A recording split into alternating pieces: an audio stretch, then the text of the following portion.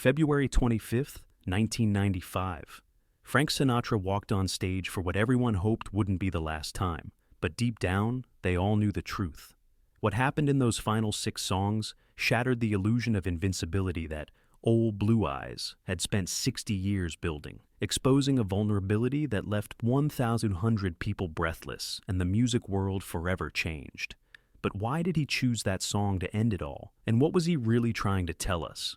The desert air hung thick with expectation on February 25th, 1995, as twilight painted the California sky in shades of amber and violet. Inside the Palm Desert Marriott Ballroom, the select crowd of guests settled into their seats, the clink of champagne glasses punctuating hushed conversations about golf scores and charity donations. This was the closing night gala of the Frank Sinatra Desert Classic, an annual ritual where wealth and celebrity converged under the guise of philanthropy. Women in sequined gowns adjusted their jewelry under the chandeliers. Men in tailored tuxedos checked their watches, anticipating the main event. The room smelled of expensive perfume, prime rib, and the particular brand of anticipation that comes before witnessing history. But tonight felt different.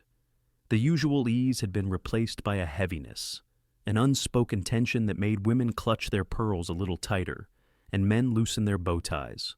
Waiters moved through the crowd with practiced efficiency, refilling wine glasses and clearing dessert plates, but even they seemed to move with extra care, as if sudden noise might shatter whatever delicate thing was holding the evening together.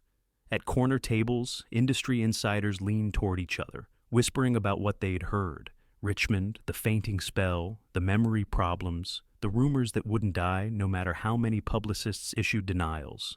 Backstage, Frank Sinatra Jr. stood before the orchestra, tapping his baton against the music stand in a rhythm that seemed more nervous than necessary. The musicians had mastered their parts. They'd played these arrangements 1,000 times, had backed the old man through Vegas residencies and world tours and television specials that became instant classics. But tonight, extra sheets of paper had been taped inside the piano lid, lyrics printed in large, bold type that could be read from 15 feet away. 2 teleprompters flanked the stage at odd angles, positioned lower than usual, easier to read without obviously looking down. The lighting director had been given specific instructions: brighter spots on the microphone stand, softer shadows on the face, eliminate any glare that might obscure the prompters. Everyone understood the subtext. No one dared say it aloud. The ballroom lights dimmed, conversations died mid-sentence. A spotlight cut through the residual smoke from expensive cigars, illuminating the empty stage like a portal to another era. The orchestra began the opening notes, familiar and warm, the kind of introduction that had preceded 10,000 performances across 6 decades. And then he appeared. Frank Sinatra moved toward center stage with the careful deliberation of a man who had measured every step, every gesture, every breath for nearly 8 decades. The trademark fedora sat at that perfect angle, the one he'd perfected back when Eisenhower was president. The tuxedo was impeccable, tailored to hide the weight loss and the frailty that had crept in like an unwelcome guest. But something in his gait betrayed the effort. Not a stumble, not a weakness, but a guardedness absent from his performances in decades past. Even as recently as 2 years ago, when he'd still been performing multiple shows a week.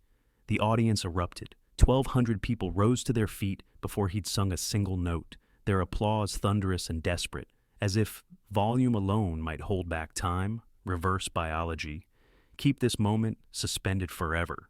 That crooked smile acknowledged them. The one that had launched 1 million teenage screams in the 40s and sold out Vegas showrooms for decades. He gripped the microphone stand, and for a fleeting instant, barely perceptible unless you were looking for it, his hand trembled. The front row saw it. His son saw it from the podium. Barbara Sinatra saw it from the wings. Her hands clasped so tightly her knuckles had gone white. Clearing his throat and adjusting his stance, he nodded to the conductor. The music swelled. The chairman of the board was ready to sing.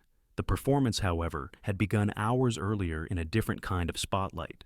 What the audience didn't see was the man who had sat in the dressing room 3 hours earlier, staring at his reflection under harsh fluorescent lights, with eyes that no longer fully recognized what looked back. The face was familiar, the same sharp features, The same piercing blue eyes that had earned him the nickname Old Blue Eyes. The same jawline that bore faint scars from a traumatic birth almost 80 years ago in a Hoboken kitchen. But an essential shift had occurred, like looking at a photograph of yourself from another lifetime and feeling the disconnect between who you were and who you've become. The antidepressants he'd been taking for over a decade, far longer than any doctor recommended, far longer than was safe, had carved out pieces of his memory like a sculptor working in reverse, chipping away at the marble until the original form became unrecognizable. Some days every word came flooding back. He could remember the exact temperature of the studio, the color of the shirt he'd worn, the way Nelson Riddle had conducted the orchestra. Other days, he'd look at his own album covers lined up on the shelf and draw a blank, as if they belonged to someone else entirely. The previous March in Richmond, Virginia, his legs had simply given out mid-performance, his body crumpling on stage while 1,500 people gasped in horror. The official statement called it exhaustion. The press called it a scare. Frank understood the truth. His body was staging a revolt against decades of cigarettes, whiskey, late nights, and the particular kind of stress that comes from being a living legend who's expected to stay legendary until the day you die. The pressure had been building for months, maybe years, like water behind a dam that develops tiny cracks you can't see until the whole thing threatens to burst. His wife, Barbara, elegant and protective and formidable in ways that made his previous 3 wives seem like practice rounds, had built a fortress around him, controlling his medication, his schedule, his access to doctors who might suggest changes he didn't want to hear. She meant well. He knew that, even when her protection felt like suffocation. His children, Nancy, Tina, Frank Jr., orbited at a careful distance, loving him fiercely but unable to penetrate the walls of pride that had made him an icon and made him unreachable. Everyone wanted something from Frank Sinatra. The world wanted the voice to never fade, wanted him frozen in amber at 45, eternally cool, eternally swinging. The industry wanted box office numbers and record sales and proof that the old guard still mattered in an age of grunge and hip-hop. His family wanted the father behind the legend, wanted the man who'd missed recitals and birthdays and ordinary moments because he was too busy being extraordinary. And Frank just wanted to remember the goddamn lyrics. He'd performed 84 concerts in 1992, 73 the year before that, pushing his body like it was still 1955, and he could survive on coffee and cigarettes and sheer willpower. Japan in December had been brutal. 2 nights at the Fukuoka Dome, where the teleprompters became his lifeline, and the jet lag mixed with medication, until he wasn't sure what city he was in, what year it was, whether he'd already sung this song or was about to. But he'd gotten through it. He always got through it. That was the Sinatra way. Never let them see you sweat. Never admit defeat. Never walk off stage before the last note. His whole life had been a performance of invincibility, from the Hoboken streets where kids called him Scarface to the Paramount Theater, riots where girls fainted at the sight of him, to the comeback that defined comebacks after Ava left. And the career collapsed, and everyone said he was finished. Now, as he stood under those lights in Palm Desert, launching into the second song with the orchestra cushioning his voice like old friends who knew all his secrets, he felt the accumulated burden of every choice, every cigarette, every glass of Jack Daniels, every late night and early morning that had built this legend. The audience smiled and swayed, witnessing the legend they had paid to see. Frank Sinatra, timeless, untouchable, still the chairman after all these years. And he understood, with a certainty that settled in his bones like cold, that this was it. This was the last time he'd stand in front of a live audience and do the thing he was born to do. The realization didn't come with drama or fanfare. It came quietly, inevitably, like the desert sun setting beyond the ballroom walls. By the 4th song, the inevitable happened. Frank was halfway through a verse when the words simply vanished from his mind like smoke dissipating in desert wind. His mouth opened, but the lyric hung somewhere unreachable, buried beneath years of performances and medication fog and the relentless passage of time. He glanced toward the teleprompter, but the bright lights had created a glare that made the words swim. His hand tightened on the microphone stand. The orchestra continued playing, faithfully holding the melody, waiting for him to find his way back. The audience felt it immediately, that collective held breath when something goes wrong in live performance. Every person in the ballroom, suspended between polite ignorance and genuine concern. Some looked down at their programs, others leaned forward, silently willing him through it. Frank Jr.'s baton continued moving, but his eyes locked onto his father with an intensity that bordered on telepathic communication. The saxophone player held his note longer than written, creating space. The pianist played softer, leaving room. They were professionals. They understood how to cover. But Frank Sinatra had built a 60-year career on never needing to be covered, on being the one who saved the show, who turned disasters into triumphs, who could charm his way through any moment with a quip or a gesture, or that ineffable quality that separated legends from mere performers. Now, standing in that spotlight with the music swelling around him and the words locked behind a door his mind couldn't open, he felt something he'd spent a lifetime avoiding: helplessness.